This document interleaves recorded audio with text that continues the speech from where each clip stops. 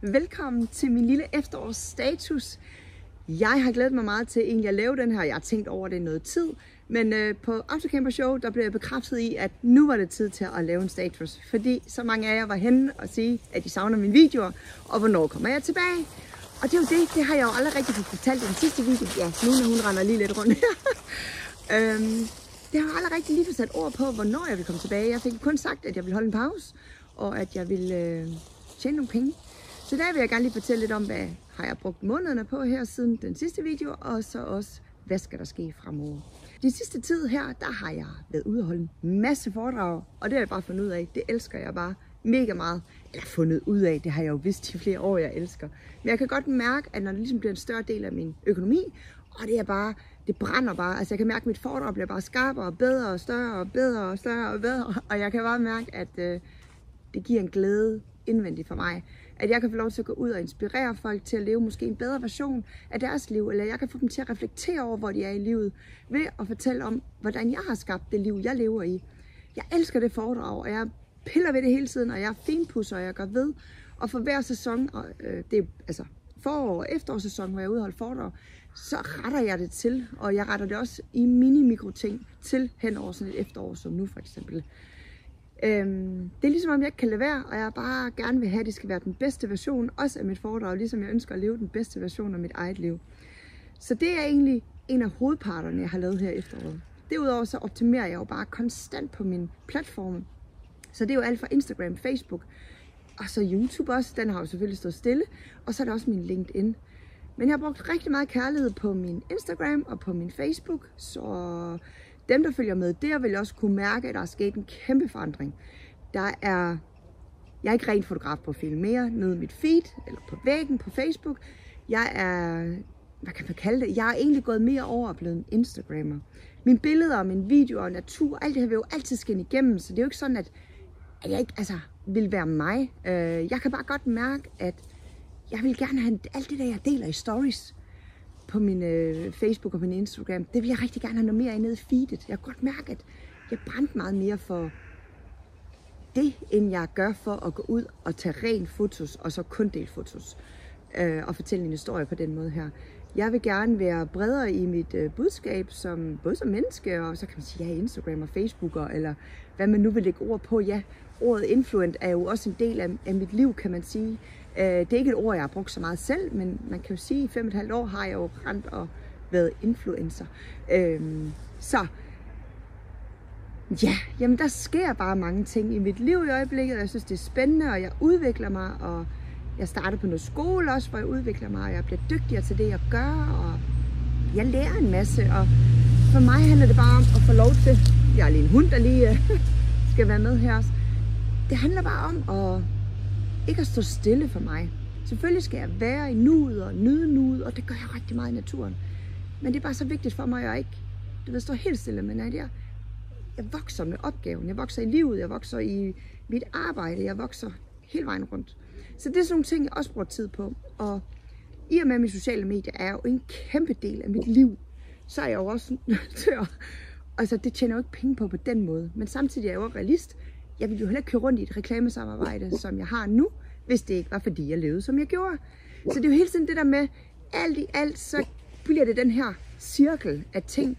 Der er ikke noget, jeg sådan kan undvære. Og det passer mig egentlig fint nok. Men det er også bare for at skabe en forståelse måske for jer, hvor det bliver sådan, kan hun ikke bare, du ved, i gåseøjne, bare lige lave lidt video. Det er altså ikke bare lige at lave lidt video. At lave video er egentlig også et stort arbejde. Ikke nok med, at du skal finde ud af, hvad skal du optage, du skal klippe det, du skal finde musik. Og bare sådan en ting som at finde musik nogle gange, kan være en kæmpe opgave for mig. Fordi jeg ikke bare vil nøjes. Og lige pludselig har jeg brugt 2 timer på det. Så har jeg været ude at filme, så skal jeg hjem, jeg skal sortere min klip, jeg skal det ene og det andet. Altså sådan en video som i dag, den bliver jo selvfølgelig simpelt at lave, men der skal også laves et cover, der skal laves tekst, det skal deles. Så det er også lidt mere at give forståelsen for, at det er et stort arbejde at være den her person, som sidder bag skærmen nogle gange. Og det kræver også, at der skal noget økonomi ind.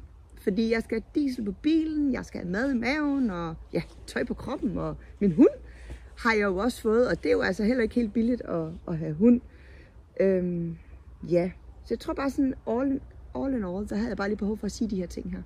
Og hvis de er stået af, ja, det er jo ikke, hvis I ser det her, så det var lidt dumt sagt. Jeg tror bare, at det er vigtigt for mig, at jeg bare lige sådan laver sådan nogle statuser en gang imellem, hvor jeg lige føler sådan lidt efter, og der vil måske også komme mere af det i mine videoer. Ligesom på min Instagram vil det også være en stor del af det, jeg laver. Der er en mand rundt dernede. Jeg håber ikke. Nå, det er jo livet, når man render rundt i en skov, og der er andre mennesker en lørdag.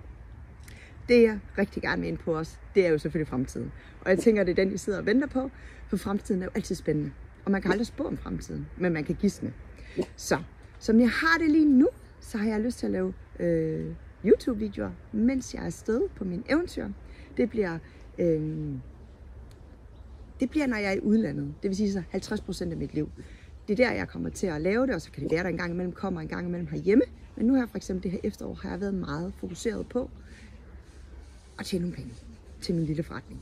Og nu kommer der mennesker, så jeg er nødt til lige at stoppe. Hej. Hej. Jeg sidder lige og laver YouTube. Ja, jeg kunne godt se, der var et eller andet. Ja.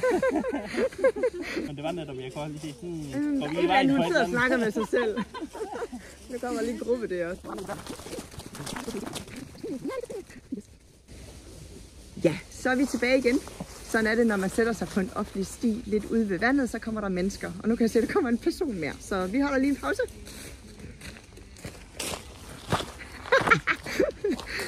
Ej, hvor fint. Nå, han trådte lige over kameraet her. Ja, men det jeg egentlig var ved at sige, det var, at ja, fremtiden, det var det, vi kom til. Ja, fremtiden, det var det, vi kom til. Jeg ønsker at lave videoer, når jeg er afsted på mine ture. Og det kan jeg mærke, at det er det også, hvor det giver mening for mig. Fordi at jeg har gået sådan lidt og tænkt over her i efteråret. Hvad ville der egentlig have været fedt for jer? Ja, jeg kan måske tage jer med på et enkelt foredrag, eller ja, jeg kan tage med på nogle forskellige ting, men jeg synes bare ikke, der har været så meget relevans i og med, at der har bare været smæk på. Og rent udsagt, så tror jeg vil røvkæde jer at være med i det her efterår her, fordi fokus har været på min forretning. Og fokus har været på at nå at møde så mange af mine familier og mine venner, som jeg har kunnet få ind i mit program. Og lige om lidt, om en måneds tid, så rejser jeg jo afsted igen. Og det er jo der, hvor jeg tænker, det er jo det spændende for jer. Fordi jeg har besluttet mig for, at jeg tager til Polen. Polen, og det sydlige Polen skal jeg så lige huske at sige, fordi at det nordlige Polen tror jeg ikke bliver så aktuelt i forhold til sne. Målet er nemlig, at vi skal ud, nu når jeg, og finde Winter Wonderland. Vi skal finde så meget sne som muligt. Fordi den autocamper, jeg kører i, det er jo et samarbejde med TJ Camper. Det er med camperbasen, og det er med Malibu. Og det gør jo bare, at der også er nogle opgaver undervejs. Og de opgaver, det hedder så lige nu, jeg skal finde sne. Det er en vintervogn, jeg kører i. Jeg skal vise, det er en vintervogn. Og jeg vil også bare selv gerne ud og opleve det her vinter og føle mig dejlig, varm og tryg i den her autocamper her. Så derfor så skal vi finde sne, frost, minus, alt det her lækre her, som jeg har glædet mig sindssygt meget til de seneste måneder her, og som I måske ikke har vidst så meget af. Den sidste video, jeg lægger op, der er jeg jo i vinter, men det er jo i et hotel inde i en boks, kan man sige. Et vinterishotel. Så målet det er at komme derud, få taget nogle billeder, taget noget video, få lavet noget video-content også her til jer, nogle film, som nogle af jer kalder dem. Ja, det tror jeg, det er rigtig meget det, som der er det primære formål. Og så skal jeg selvfølgelig hygge mig og have min hund med. Jeg glæder mig sindssygt meget til, at hun skal ud og opleve sne. Og nu kommer der en lille hund.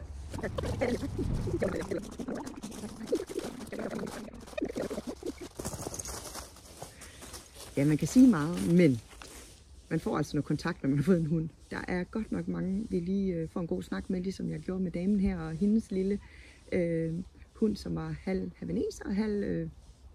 nu kan jeg ikke engang huske, hvad den anden halvdel var. Nå, den var i hvert fald lille og fin. Det var en lille hanhund. Nå, videre til snakken. Eventyr, vinter og alle de her ting. Jeg tænker, at jeg umiddelbart er kommet rundt om det hele.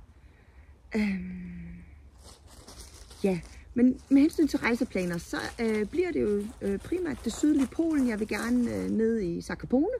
Der er rigtig mange, der har anbefalet mig det, og jeg vil også rigtig gerne have anbefalinger. I det sydlige Polen, i det nordlige Tjekkiet, Slovakiet, måske, jeg aner ikke, måske kommer jeg ned i Ungarn. Jeg er afsted lidt over 2 måneder, og jeg skal jo også arbejde undervejs, så det er jo ikke sådan, at jeg bare kan tonse igennem en masse lande. Så jeg tror umiddelbart, at det bliver landene, jeg kommer i. man kan sige, det primære, det er i hvert fald, der er sne. Hvis der ikke er sne, så er jeg nødt til at finde på noget andet, og så kan det jo være, ja, jeg hænder ned i Dolomitterne eller et andet land. Det er jo svært at sige, hvad det lige præcis bliver, men det er mine tanker.